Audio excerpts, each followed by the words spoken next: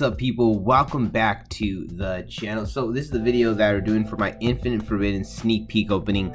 The first box I opened, I ended up opening at my locals just because everyone's opening boxes, so I kind of wanted to get into the groove.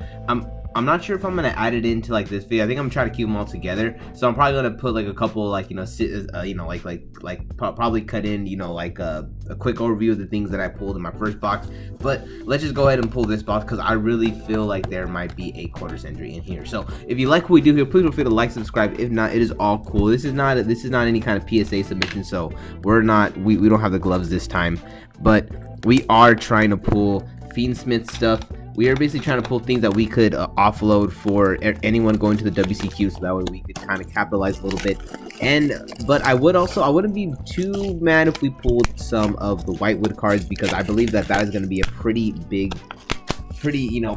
deal for the next format, especially because Konami, the way Konami talked about this, the ban list, the balance that they have.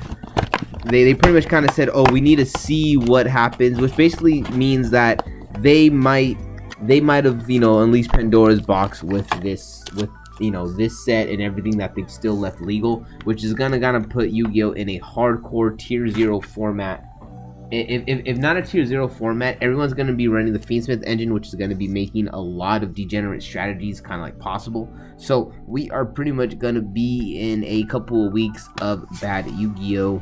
So I really do feel like they are going to be hitting not only cards that come out in this set, but they're going to be hitting so many things that they might actually look over something like Whitewoods. So that is something that I am pretty excited about. We are going to do no pack trick because we're not trying to make the video any longer than it has to be. Just going to go through it here. Bam. First card is Spell Card Monster Reborn. This card is pretty interesting. Obviously has Monster Reborn on there, and the Dark Magician. But we'll see. A lot of these cards they look interesting, but then it's they kind of pan out to not really do anything. So let's go ahead and keep on going. Like I said, I'm really feeling the QCR in this box. I feel like we're gonna be getting something crazy. Hopefully it's a QCR engraver, and I'm hoping that our secret rare is gonna be engraver. I really I need a lot of Fiendsmith stuff right now. So here it is. What we got? Exodius Fire Rage. All right, so that's gonna be the first one right there. Not what we're looking for. We want any type of Fiendsmith stuff, even the super rares, to be honest, because I feel like in this type of tier 0 format, this could be a time where just super rares that you think might not be worth anything might actually kind of go, might be worth $1 or $2, which is maybe I should have just picked up a couple of those super rares. Okay, so Spell Card Soul Exchange. I believe this is actually going to be used in, the Blue Eye strategy is going to be coming out. I actually bought a lot of QCR Bingo Machine Goes in anticipation for for the Blue Eye support. So I'm actually really happy that I did that. And at the same time, I'm kind of looking at it, I'm like, maybe Blue Eyes actually, could be a top tier strategy again, just like they were back in 2016, I believe it was 2016. Correct me in the comments if I'm wrong, if it wasn't 2016. So here's the Ragnarok looking cool. What's behind that one? And it is the Sinful Spoils card. Okay, still Sinful Spoils, not bad. We got some Whitewoods commons right there. I'm probably gonna put a lot of the Whitewood stuff to the side because I might want to build a lot of cores and kind of see if I could just like I said, I really do feel like Whitewoods are going to be a big meta threat for after the ban list. During the ban list, maybe they might make a little bit of hype, maybe in the regional scene, but for the WCQ, it's going to be a lot of Snake Eyes, a lot of Ubel. Okay, all right.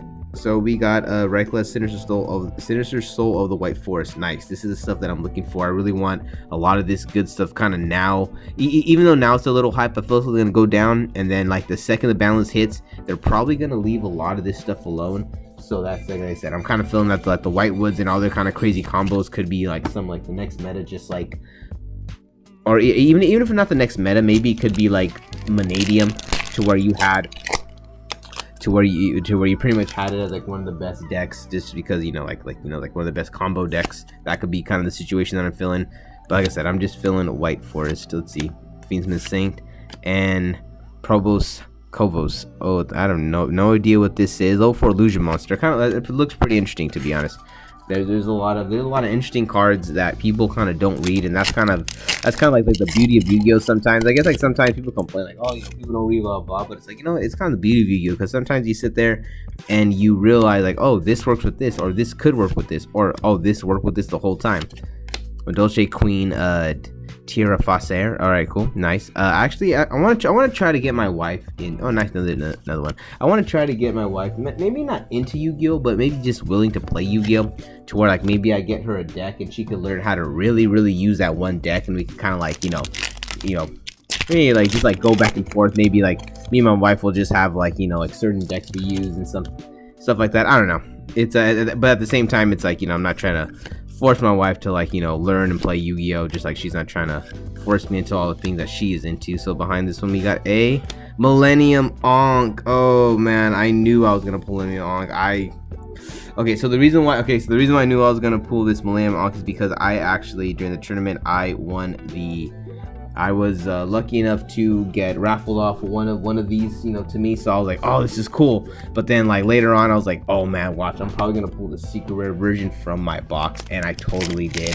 That is not what you want to see. You want to see Fiend Smith Engraver. You want to see the Molcharmy. But at the same time, we still have the opportunity to get a QCR. That is what I'm searching for now.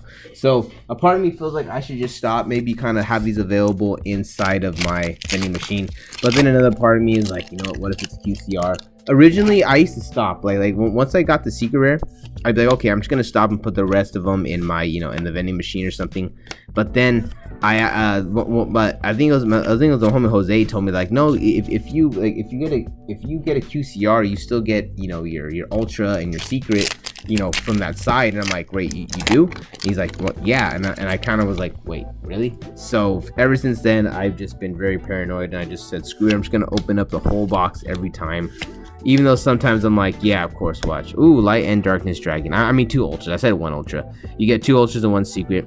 But sometimes these could be I don't know. I always thought your ultra or secret got replaced by your quarter century rare, but it looks like your quarter century rare could be added onto it, to where you get, not only do you get your ultra, your 2 ultras and your secret, but you also get your QCR. So we will see where we end up there. One more card.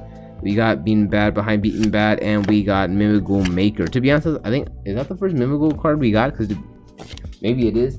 But to be honest, I don't know. I'm very interested in this format right here. It's a flip effect. I think it's TCG. I think it's like kind of like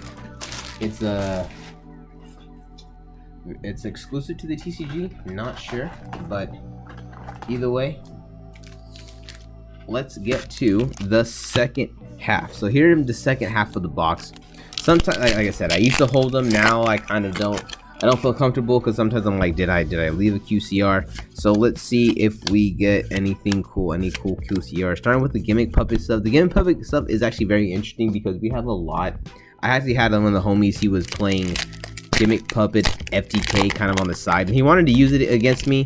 But if you guys want to check out my channel, I have a channel where in my last locals I use a deck that basically my wife built, and I was like, look bro, like this deck could barely handle what's being put out in front of it. It could barely handle Marine Cess. Like it isn't gonna be able to handle any kind of FTK. So luckily for me, he spared me the FTK. But I have seen some people do combos. I saw him playing some combos, and it looked like it's pretty viable, especially because you still have the Gimmick Puppet lock, which is probably gonna be available for both decks still, because we don't have a ban list. So we're gonna see where we end up with all that stuff. Beaten Bat sequence. Behind that, what do we got? Fiendsmith Desire. Okay, like I said, getting the Fiendsmith stuff is good, because that's stuff that we could like trade, or kind of stuff we could also hold on to too. Because a part of me feels, I don't know, I play a lot of Rogue, but I've been trying to play Yubel, and I've been kind of dreading it. Like, yeah, I'm gonna have to get Fiendsmith. But then I was kind of hoping that we got the ban list, so I kind of felt more comfortable going into Fiendsmith. But no, they want to sit there and play with me and say that, oh, we're gonna do it after. So now I'm like, okay, like, do I just sit there? Drytron. I was like, what is this? Oh yeah, Drytron. I was like, do I sit there and kind of like, go hard and buy all the cards I need now and just say screw the list? or do I wait and potentially watch it all go up because maybe they don't hit the Fiendsmith stuff? Maybe the Fiendsmith stuff stays completely untouched. But at the same time, it's like this could all be a smokescreen. They could sit there. Ooh, Dark Magician of the Black Magic. That is really nice. I kind of wanted to pull this card. I really do like the artwork of this one. Looks really nice. Nice special Dark Magician right there. Put that one over there to the side. Yep. All right. I'm glad at least this came common, because if this would have been a secret, this would have made it would have made the Fiendsmith engine probably like I think it's like 300 right now. I think it would have been at least like a $400 to $500, potentially $400 to $500 set if that one was secret too, because it wouldn't mess with like ratios and stuff. So I'm glad that they made that one common. The fact that that's common really saved a lot of people. What's behind it? Do we have anything good? What do we got? Yo! Let's go! Oh, yes! Oh! Yes! Oh, that is awesome! Oh, thank you. This made everything worth it. Man, over on my locals, I was saying if I was gonna get any QCR, I want it to be the Link 1 Fiendsmith. Oh, Fiendsmith Requiem QCR. That is awesome. Man, that's exactly what I needed right now. Man, this weekend has been great. Freaking, you know, I had a really fun time with my locals, my wife. We went to the freaking Santa Monica Pier after. I come home freaking on Sunday. She's actually down to go fishing. We go fishing, end up catch myself a fish. Now I come home, open up a box, get QCR Fiendsmith Requiem. That's exactly what I needed right now. Man, that is nice. This is turning out to be an extremely awesome weekend going down right now. This is awesome. Man, I'm hype right now. Oh, okay, I am hype right now. All right, I am crazy hype right now. I'm like, okay, so we still have a secret, but potentially. All right, let's see. Let's. Oh man, that is awesome. We got the Fiendsmith Requiem, just kind of like going down, opening packs, and bam, we opening up the Fiendsmith Requiem. That was awesome. Let's see, could this get any better? Could we open up the engraver? Could we just pull engraver? Oh, Molcharmy. Could we pull Molcharmy? Will that just like, Molcharmy would probably be better because that'll probably sell faster. Actually, no, it doesn't matter. It doesn't matter. I'm picking up things for QCR feature format. Okay, here we go. Let's see. Are we gonna be able to get some Gucci? Oh, Fiend Effect. Yo, engraver!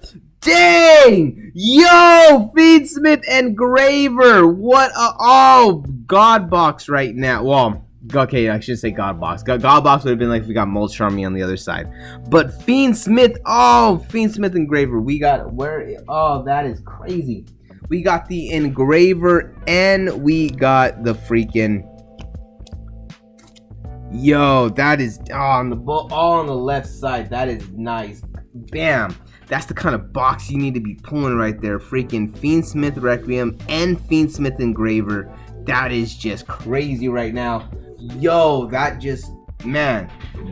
was broken. And then to top it all off, freaking Moon. Wow, if you would have just got that one pack, like, man, about that one side, that would have just been crazy for you right there. That is crazy. We have 4 packs left. We still haven't gotten our Ultra. To be honest, you know what? I'm gonna go ahead and hold off. I'm gonna hold the ultra rares left. If you want to potentially win these will be in my vending machine over at Domino City Games in Almani. Like, again, go to Almani, go to Domino City Games, and if you want to win these packs, there is a guaranteed at least 1 ultra in here. There should be at least 2. There should be 2, but I say there's like 1 ultra rare in here. I'm just gonna go ahead and leave these right here, bro. I am plussing right now. We are gonna go and stop. Peace out, guys, and I will catch you in the next one.